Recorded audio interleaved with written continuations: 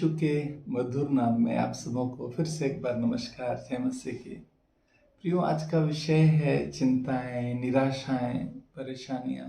यदि आप बहुत परेशानियों में गुजर रहे हैं और बहुत निराशाओं में हैं, चिंताओं में हैं, तो बिल्कुल सही समय पे आप सही जगह पे हैं, सही वीडियो को देख रहे हैं। इसलिए इस वीडियो को पूरा देखिएगा, परमेश्वर आपको आशीष देने जा रहा है। प्रियो, हम लोग परमेश्वर के वचन से शुरू करेंगे। मत्ती की पुस्तक 11:28 में लिखा है, सब परिश्रम करने वालों और बोझ से दबे हुए लोगों मेरे पास आओ, मैं तुम्हें विश्राम दूंगा।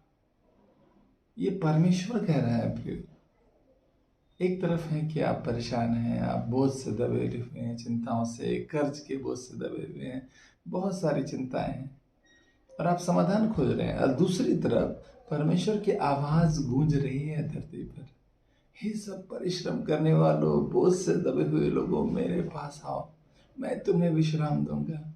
अब पता है, गिनती 23:19 में लिखा है, परमेश्वर मनुष्य नहीं है कि वो झूठ बोले।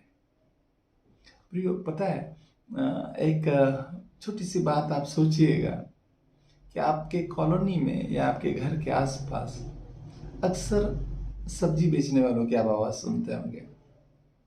आलू ले लो, प्याज ले लो, सुनते हैं कि नहीं आप लोग? 2 मिनट के लिए सोचिए कि जैसे आप आवाज़ सुनते हैं, आलू ले लो, प्याज ले लो, और आप दौड़ के जाते हैं उस सब्जी वाले के पास और आप बोलते हैं कि 1 किलो आलू दे दो। और जैसे ही आप बोलते हैं, तो क्या ये संभव है किसी भी हालत में कि वो जब आप उसके पास पहुंचे और वो बोले कि मेरे पास आलू नहीं है, प्याज नहीं है? आप समझ रहे हैं ब्रदर, मैं क्या, बहनों, भाइयों, मैं क्या बोलना चाह रहा हूँ? जब आप एक आवाज को सुनते हैं सब्जी वाले की कि आलू ले लो, प्याज ले लो, और आप दौड़ के जाते हैं लेने, ऐसा कभी भी नहीं हो सकता है कि वहां पहुंचने पे वो बोले कि मेरे पास आलू प्याज नहीं है। हो ही नहीं सकता। प्रियो, एक बात जरूर सोचिएगा, एक साधारण सा इंसान धरती का जो इस बात के लिए पुकार रहा है कि मेरे पास आलू प्याज है, आके ले लो, तो वो चीज उसके पास होती जरूर है। तो सोचिए ना प्रियो, जब एक इंसान के कॉल पे जिस चीज के लिए वो बुला रहा है वो चीज उसके पास जरूर होती है, तो अगर जीवित परमेश्वर इस बात के लिए बुला रहा है कि शांति ले लो, जीवन ले लो, बहुत से दबे हुए लोगों मेरे पास आओ, तो आशीष और वो शांति उसके पास जरूर है। हालेलुया। और प्रियो, लेकिन एक समस्या है कि आपको लगता है कि आपने अपनी चिंता को सिर्फ दे दिया, लेकिन इसको चेक जरूर कीजिए कि आपने चिंता को दिया भी है कि नहीं दिया। ये चेक होगा कैसे प्रियो? हर एक चिंता का, परेशानी का कुछ सिम्टम्स है। हर एक चिंताओं का, परेशानियों का कुछ सिम्टम्स है। अगर वो सिम्टम्स आपके पास ही है, तो इसका मतलब आपने चिंताओं को परमेश्वर को नहीं दिया है, आप झूठ बोल रहे हैं अपने आप से भी, परमेश्वर से। प्रियो, कई बार हम लोग ऐसा करते हैं, हम लोग परमेश्वर से बोलते भी हैं, महीनों प्रार्थना करते हैं और उसके बाद ये बोलते हैं कि प्रभु तूने कहा था अपनी चिंताओं को मुझे सौंप दे, मुझे तुम्हारा ध्यान है, और फिर भी परमेश्वर कुछ नहीं हो रहा है। प्रियो, कई बार हम चिंताओं को सौंपते ही नहीं हैं परमेश्वर को, और बाद में परमेश्वर पे ही किसी न किसी तरह से हम परमेश्वर पे दोष लगाते हैं। प्रियो, चेक तो करना चाहिए कि हम चिंता वास्तव में सौंपे भी हैं कि नहीं सौंपे। सपोज कीजिए प्रियो कि अभी हमने अपने, आज संडे है, जैसे हमने आपने प्रार्थना किया, परमेश्वर अपनी सारी चिंताओं को आपको सौंपती हूँ या सौंपता हूँ, क्योंकि आपने वचन में ऐसा कहा है। लेकिन प्रार्थना के 1 घंटे बाद फिर आप उसी टेंशन में, उसी बातों को सोच रहे हैं या सोच रही हैं, तो सोचिए ना प्रियो, आपने चिंता दी कहाँ है? इसका मतलब आपने चिंता दी ही नहीं है, और परमेश्वर से कहा कि हमने दे दी है। प्रियो, जब तक चिंताएं आपके पास नजर आएंगी, इसका मतलब आपने चिंताएं नहीं दी हैं। 2 मिनट के लिए सोचिए प्रियो, ये चिंता है, मैंने परमेश्वर से बोला, परमेश्वर चिंता हम आपको दे देते हैं, तो ये चिंता कहाँ नजर आ रही है? मेरे पास नजर आ रही है। इसका मतलब मैंने चिंताओं को परमेश्वर को नहीं दिया, तो हम तो परमेश्वर से झूठ बोल रहे हैं। और जब चिंताओं को दी ही नहीं है, तो हम कैसे क्लेम कर सकते हैं कि परमेश्वर तूने ऐसा कहा था, वैसा कहा था? प्रियो, जरूर चिंताओं को सौंपने के बाद 10-10 मिनट पे, आधे-आधे घंटे पे चेक कीजिए कि दिए भी हैं कि नहीं।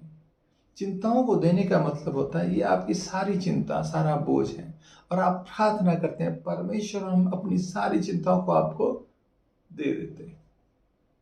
अब यहाँ नहीं दिख रही है। चिंताओं को देने का मतलब वो यहाँ नहीं दिखना चाहिए। और तब 10 मिनट बाद, 20 मिनट के बाद, 1 घंटे के बाद, पूरे दिन में, अगले दिन आप चेक कीजिए उस चिंता में, फिर आप तो नहीं जा रहे हैं। अगर नहीं जा रहे हैं आप दोबारा, तब माना जाएगा कि आपने चिंताओं किसको दे दी? परमेश्वर को, क्योंकि वो आपके पास नहीं है। अगर चिंता आप ही के पास है तो आपने दी नहीं है। आप समझ रहे हैं प्रियो?